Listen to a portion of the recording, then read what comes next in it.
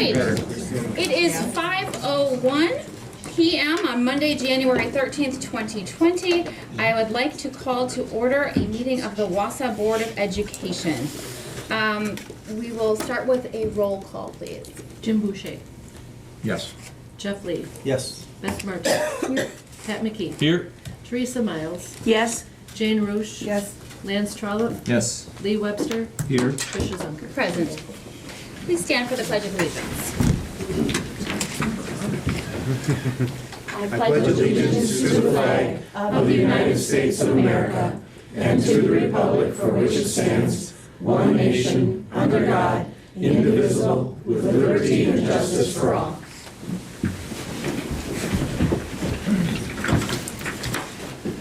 It is the mission of the Wausau School District to advance student learning, achievement, and success. Agenda item 5 is a proclamation recognizing Adult School Crossing Guard Week here in Wisconsin. So I will read that. This is a Wisconsin Department of Public Instruction proclamation. Whereas Wisconsin's adult school crossing guards provide an invaluable service in helping to ensure the safe passage of our youngest, most vulnerable pedestrians, children walking between home and school. And whereas adult school crossing guards typically serve with a dedication that discounts the rigors of harsh weather, split shifts, and heavy traffic. And whereas adult school crossing guards have served communities to make them secure for more than 5 decades. And whereas adult school crossing guards add to the effectiveness of the student safety patrol members with whom they often serve and whose activity they help direct. And whereas adult school crossing guards help reinforce in the minds of the young people they assist the importance of traffic hazard identification and safe street crossing behavior. Therefore, be it resolved that I, Carolyn Stanford Taylor, State Superintendent of Public Instruction, declare the week of January 13th through 17th, 2020, Adult School Crossing Guard Recognition Week, a time to recognize and thank the many adult school crossing guards whose commitment makes a difference in the lives of children in Wisconsin's public schools. Adult School Crossing Guard Recognition Week, January 13th through 17th, 2020. And on behalf of the Wausau Board of Education, we say a great gratitude for our school crossing guards here in the Wausau School District. All right, next on the agenda, we are on agenda item number 6, and this is a spotlight on education. And this will be Elena Clark presenting. And team. And team. Yeah. Thank you. While they're setting up, just a reminder, we are going to be delivering these notes thanks to the school crossing guards. So if anybody wants to join in that effort, let me know, and we will get you some locations. Or even our schools or Yep, that. anything you'd want to do. Cassie and I and others will take some. I have a video. We'll just split it. We'll do it over the next, like Wednesday. He practiced. He Perfect. practiced. You want an email to them, Keith, or Email would be great, so you can keep it? so you don't forget. Yeah. Hi, good evening. So my name is Elena Clark. I'm the department chair of the Wausau West Social Studies Department. And this sitting up here with me is our half of our department, all of whom teach a social science elective. And we thought that it would be great to feature some of the great, amazing things that our social science electives are doing here at Wausau West. So yeah, do I flag you? Okay. All right, so the founding fathers, sorry. Educate and inform the whole mass of people. They are the only sure alliance for the preservation of our liberty. So you can go ahead again. As we look at the social studies and social scientists, of course, we're also all history teachers as well. So I had to put a little history of the social sciences in for you. But as we look at our founding fathers and why education exists, all of the Enlightenment philosophers that inspired our founding fathers were inspired by people who are studying the societies all around the world, how we're similar, how we're different. And the social sciences is born out of that. And I read an article from Scientific American on how the physical sciences are different from the social sciences. And it had stated, imagine how hard physics would be if every electron were the unique product of its entire history. Here's the biggest difference between social and sciences and physical science. Protons, plasmas, and planets are oblivious to what scientists say about them. So in the social sciences, what we're seeking to do is to help our students think critically about the findings in social science, to interpret and understand our current world around us, to better understand each other, and most importantly, become good citizens and engage in civil discourse together. So our first project, our first group. So I'm Adam Ellenbecker. I teach economics, AP Micro, and AP Macroeconomics, as well as world history. And the project that I chose to showcase it's called I Wish I Had Learned How To. And I came up with the project when I was sitting in my garage trying to figure out something on my car, and I'm incredibly not mechanically minded. And I was watching a video on my phone as I'm poking around inside the car, and I thought, you can learn anything on YouTube. So I came up with a project out of it where my students have to go and interview a grown-up in their life, and I differentiate between grown-up and adult. Adult is 18 or older. Grown-up is somebody who makes their own financial choices and probably has somebody who depends on them too for those choices. So they have to interview them and say, what did you learn about financial literacy when you were in high school, and what do you wish you had learned? That's step one. Step two, they have to go research that topic on YouTube and find 3 videos, kind of critically analyze them, figure out what the presenter did well, what did they do poorly, what questions did they answer, and what questions did they inspire. And then step 3 is this part, where they actually make a project that teaches that topic. And we have some examples up here, some infographics students made about saving in a 401k, filling out a W-4 correctly, managing student loan debt. There's a video down in the corner that's about budgeting. And then the one down here, this wasn't on my kind of menu of possibilities, but the student has her own blog that she writes, and she created a blog post on her personal blog and posted how to manage a checkbook and balance your checkbook. And then the last step is they take that thing they created, go back to the grown-up in their life and say, I made this, would this have helped when you were in high school? And then kind of get some feedback from that grown-up, and then turn it into me and get a grade. And as a parent who had a child in his class last year, I appreciated that. That's why you want to play the video? No, that's fine. All right, I'm Vince Spraddy. I teach government, AP American or AP US government politics, and then I'm on the US 2 team and world team as well. And for government, I think one of the things looking at the social media and news and how everything is going about right now, one of the things is that we need to be able to, if we're going to try to fix something, understand how we can try to fix that, and also look at the other side of things. So what I have the kids do is they have to create a bill, and that's any law, anywhere, any size that they can change, or they can create a new law, change an existing law, or repeal an existing law. So they have to find a problem in society that the government can take care of, propose a solution, and look for arguments both supporting it and the oppositional viewpoint. And the law itself, looking at, the big question is, why is it not okay to just say, why can't the government do this? So we look at the whole process of a bill. They have to create the idea, get support for the idea. They have to get signatures from the peers in support of the bill. They have to get signatures from the staff in support of their bill.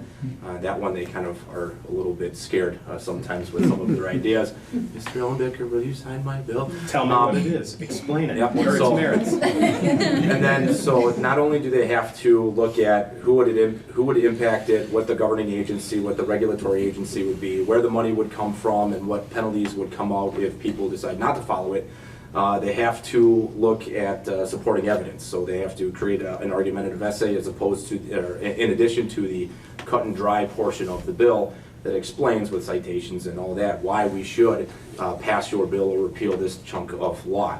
Up there are some examples of that, and I've had, I ask kids at the end what stood out.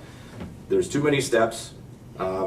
It's pretty crazy to try to get support. They try to figure out politics in it. I forgot to add that we do vote in our small groups as the first stage. Majority rules, they pass, they go on to large group, they present in large group. If it passes large group, they get 10 extra credit points on their final. So there's a little bit of a carrot for everybody. And what they think is a good idea, then they start to backtrack and think what's going to be a popular idea. So they look at those decisions and trying to get people to vote with that. So it's cool to see the range that kids go. It goes open mods. It's something as simple as it should be able to go wherever I want in school. And then we had, like up there, it says someone tried to amend the Geneva Convention. So we had super local to international, and it's cool to see where the kids go with that. So. I'm Deb Foster, and in addition to teaching U.S. History 2, I also teach sociology. And in sociology, we really spend a lot of time looking at things that we would just consider to be common sense, the way society runs and functions, and then we kind of break that down and break it apart. And we look at the things that we do day to day, the policies that we have, and why they exist. And we do a handful of different experiments, violating a social norm, those types of things. But what I really like to focus on with the students in my class is doing some pretty intense discourse on controversial topics. And really having students explore prison reform, racial issues today, environmental justice, and so you see immigration. Some of the authors that we spend a little bit of time, kids read excerpts of these authors, and then we discuss. And students have to be able to defend their positions. We look at the other side of many of these authors as well. And really just be able to support the arguments and positions that they're taking, and to communicate with people who have opinions that are different than theirs in a way that is positive and results in some sort of understanding. All right, I'm Maureen Wagers, and I teach psychology along with U.S. History 2. And when we talk about psychology, I know that Elena and I talk quite a bit about like how, I mean, psychology truly is every part of our lives from, you know, it never stops just because the brain is always functioning. So psychology is the study of cognition and behavior. And, you know, and I do a variety of things, you know, try to, you know, apply a lot of principles throughout the semester. And one that I came up with a couple of years ago was having them do like a lifespan milestone assignment, where they in class worked on timelines in groups, and they were supposed to from basically birth till death. You know, what do people, you know, what do they achieve in their lives? What are some major milestones? And what I found the first semester I did that was they had a whole lot up through like 25, and then they think we do nothing. Except retired. They do talk about that. But anyway, so I was like, well, how can I make this more meaningful to them? Because I think it is significant, and I think, you know, if they had conversations with people, adults outside the building, who really could understand and explain to them major life milestones, that might make it more meaningful. So that's what we did. They went and they interviewed 3 people of varying age ranges. I think I said one could be a teenager, one had to be kind of an adult within a certain range, and then if possible, realizing it's not always possible, to have someone who is 60 over. And I said if you did someone 60 over, you would get extra credit, but I needed a picture of them holding the assignment in hand completed. So, you know, evidence. And it was, the kids thought it was pretty significant what they came up with, and their timelines this year were a lot more. When they got within their groups, they compiled like similarities and differences, and then I hung them up around the room for the next small group, and then they went around and kind of compared and contrasted the different charts to see like what major similarities there were, and you know, how would you apply this, and what do you think they're going through at this time that's a major milestone, and just kind of analyze it more in depth. So it's pretty fun, and I interviewed a couple kids. It's kind of a long interview. We don't have to watch the whole thing, but maybe just a quick little clip of it. You need to be a little louder, but yeah. Yeah, this one did.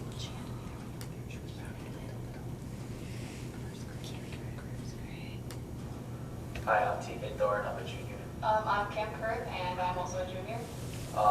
What we learned really, or what I learned really from the milestone activity is that a lot of your milestones really happen when you're younger, and that's probably because once people are done with college, they really try to focus on getting their life settled so that they can really start a family and just focus on their work so that their kids could do the same, and that makes them lose their sense of really adventure, and they just lose time and they do many things like explore or travel.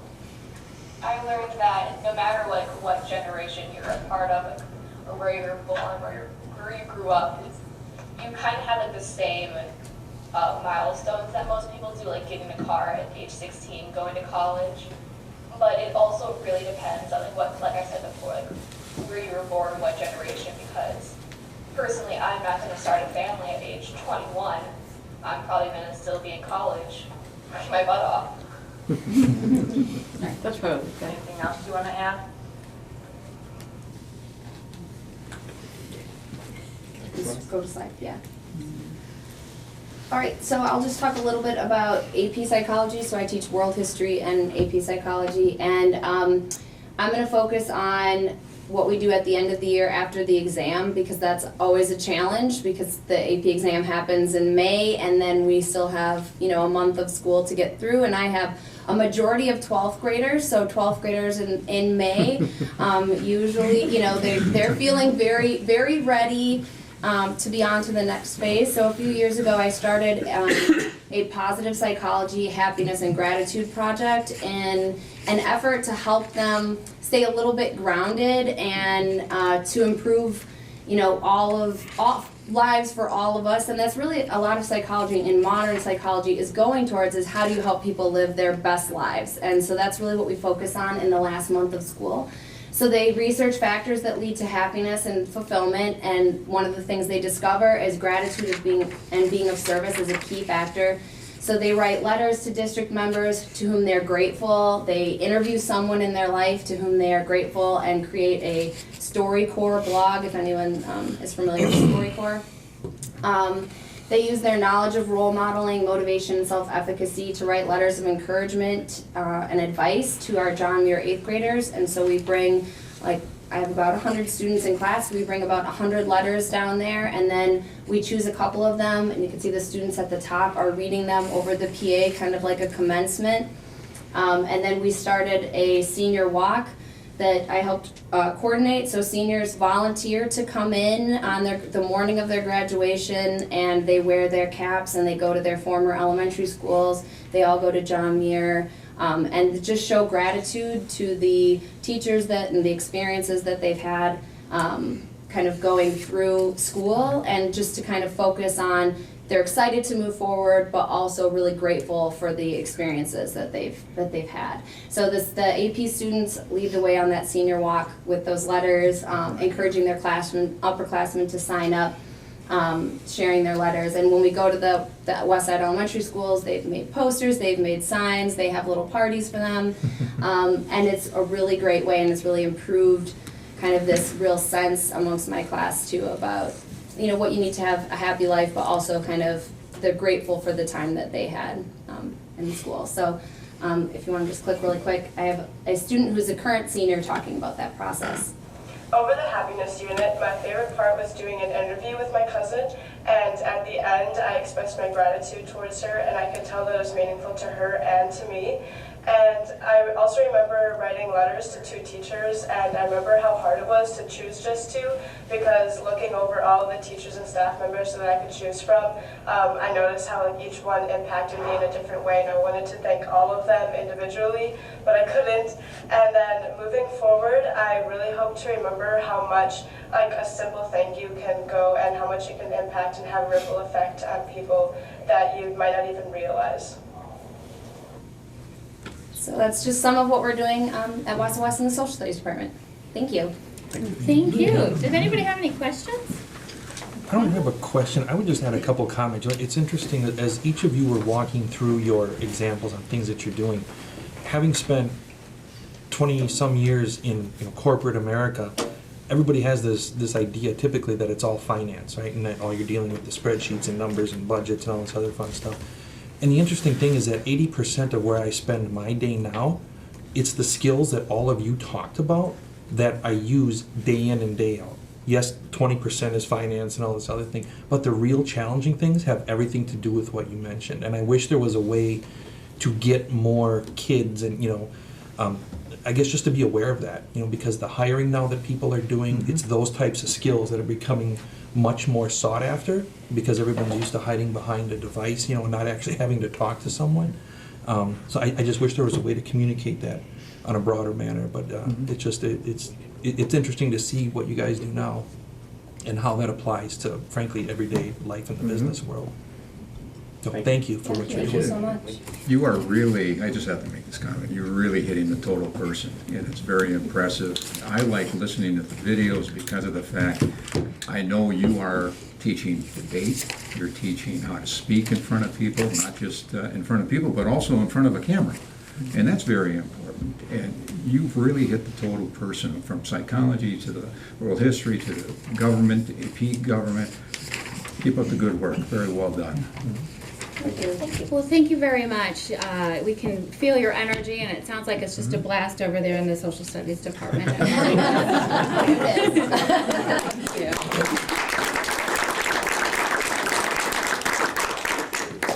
All right, next on the agenda, we are on agenda item 7. This is public and student comment. Nothing? Oh, okay, nothing tonight. I don't have to worry about the timing. All right, then moving on to approve the consent agenda. And before I seek a motion on that, I would like to recognize the donations to the district. So in the since our last recognition of district donations, we have donations from Chatterbox Charities, Daisy Maid's Residential Cleaning Service, Daryl and Karen Barton, People's State Bank, St. Mark's Lutheran Church, Village Cooperative of Wausau, Kosurek Kids, Kathy Olson, Michael Thomasgard, Service Motors, St. John's Lutheran Church, Simon Vanderkoy, Carol Betancourt, UMR, Behavior Health Clinic, Bonnie Boucher, Fast Fuel Mart, First English Lutheran Church, Wendy Furrer and Friends, Rand Krieger, Adrian Liss Gravemaid, Sandra Loeb, Dr. Michelle Montgomery, Neighbor's Place, Maria Shalo, James Seidel, Roxanne Zaromsky, Full Throttle Adventure Outdoors, Knicker Nordic Ski Club, the McDonald Foundation, Taylor Mariani, Rocket Industrial, Dan Seilers General Contractor, V&J Estate Sales and Service, Wausau West Wrestling Booster Club, Wisconsin College Baseball, Wisconsin FFA Foundation, and Zodas. So that is a lengthy list of donations, and we have a deep gratitude to each and every one of those donors. With that, I am seeking a motion to approve the consent agenda. So moved. Second. All in favor? Aye. Opposed? Abstentions? Motion carries. Okay, moving on to agenda item 9. Well, just some brief summaries of some business at the December Education Operations Committee meeting. First, we had the Whole Wausau short cycle report where John Uding, Chris Nyman, Andrea Sheridan, and Paul Weber presented on the attendance goal. And then we had new business at the Education Operations Committee meeting. And we were presented with a list of bank depositories designated for deposit of school district funds per Wisconsin statute, chapter 120.12.7. Was there any update on that? Otherwise, we can proceed with the motion. Okay. Then be it resolved by the school board of the Wausau School District that the presented list of banks are hereby designated as public depositories for funds of the Wausau School District. Is there a first and a second? So moved. Second. All in favor? Aye. Opposed? Abstentions? Motion carries. Next at that meeting, we addressed the WASB Delegate Assembly resolutions, and we voted in favor, and Lee Webster is our delegate, and will vote in support of the proposed resolutions later this month. Then we are on to online enrollment. John Uding had provided a presentation on the new enrollment process. Full implementation of the online enrollment process is tentatively scheduled for the 2021 school year. Next, we have an action item, and this is in regards to recommendations for open enrollment seat availability. So last month, Enhances relationships, accessible, So last- flexible, accurate, consistent, efficient, teacher focused. So last month at the Education Operations Committee meeting, Angie Lloyd, Director of Pupil Services, and Sorry about that. New and returning families, returning families and incoming kindergarten. so, sorry about that, everybody. Angie Lloyd, Director of Pupil Services, and Judy Lodahl, Director of Special Education, presented recommendations for the number of open enrollment seats available in regular and special education for the 2020-2021 school year. So I'm seeking a motion to approve the open enrollment seat availability for the 2020-2021 school year as presented and discussed in detail at the December Education Operations meeting.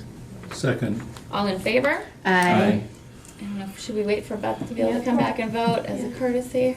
I think so.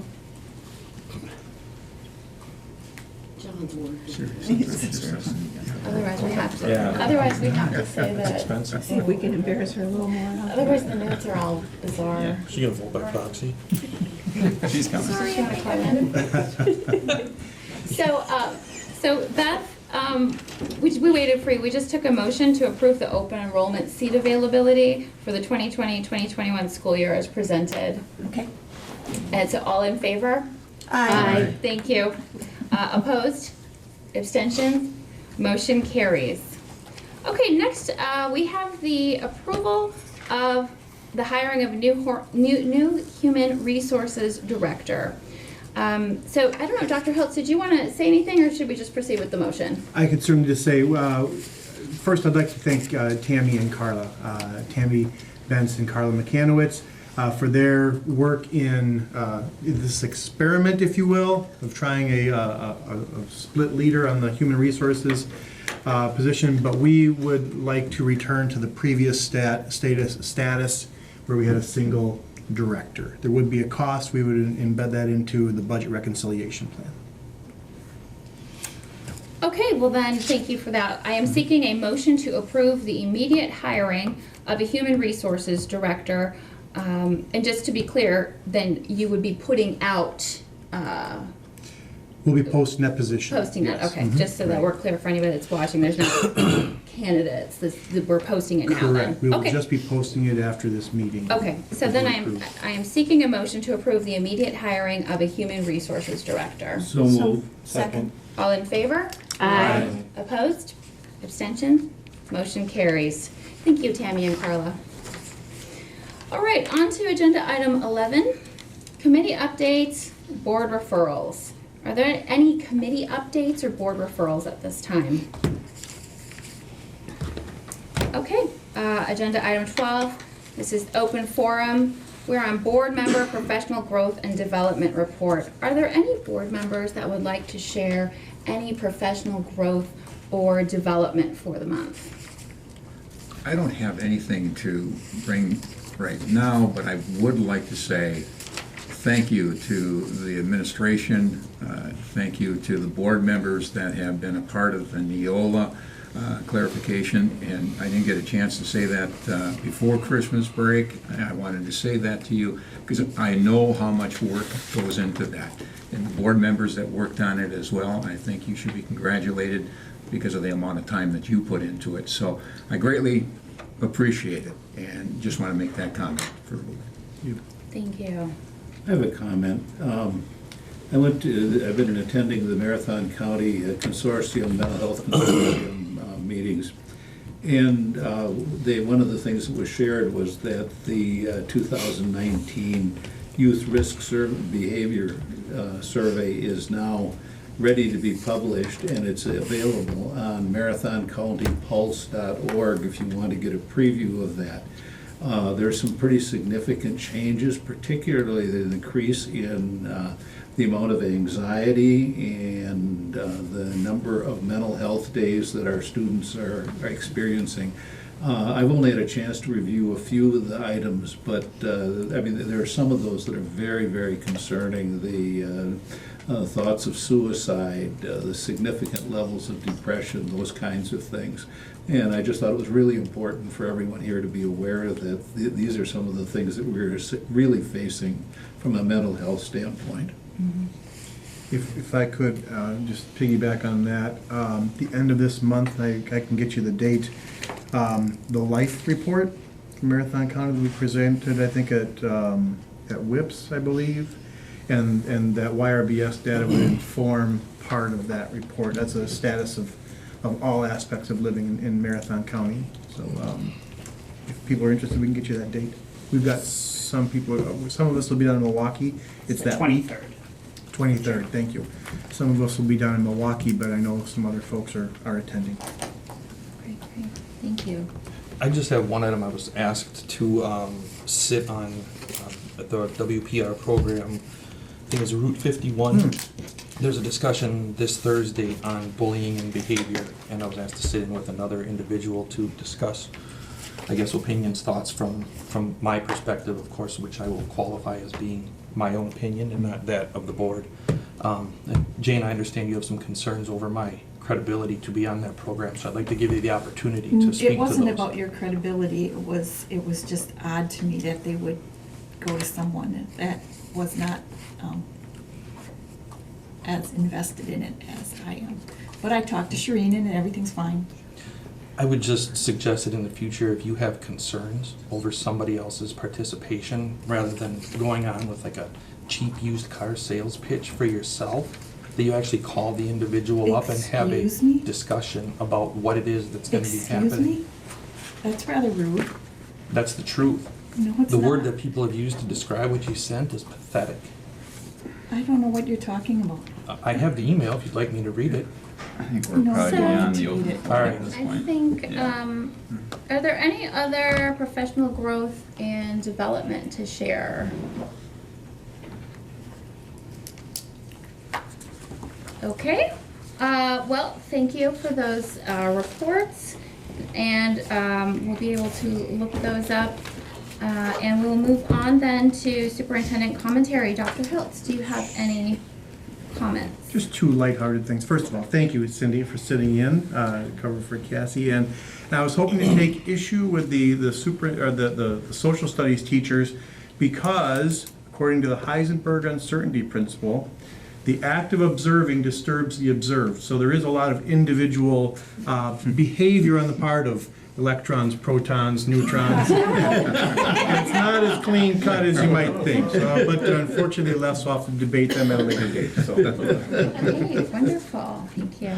Okay, presiding officer commentary. The only thing I have to share is that I will not be able to attend the WASB convention later this month. I'm sorry, it is 3 days and I could only do 1 day, and I did not feel comfortable paying having the district pay the full fee when I could only attend 1 day. So managed to get the refund on that hotel costs, and I'm sorry that I won't be able to go, but I'm looking forward to reports on that, and I think we all are. And that's all I have to say on that. Also, could I piggyback on that? Now, what you meant? We did send out a grid if you're going, just to help coordinate what sessions we attend. The last I checked, Cassie and I had filled out a tentative schedule, and everything that's available. She also sent out the list of workshops, just so we can cover as many varied topics as possible while we're all down there. So. and maybe for next month's meeting during the board member professional growth and development, we could have some short reports on those different aspects. I think that would be really helpful for the rest of the board. So whatever you do attend, if you don't mind, just even a little synopsis, that would be great. Okay, thanks. And then with that, I will enter the board member liaison report into the official record. And with that, I am seeking a motion to adjourn. So moved. Second. All in favor? Aye. Opposed? Abstentions? That's Motion a carries. record. Meeting is adjourned. Wow.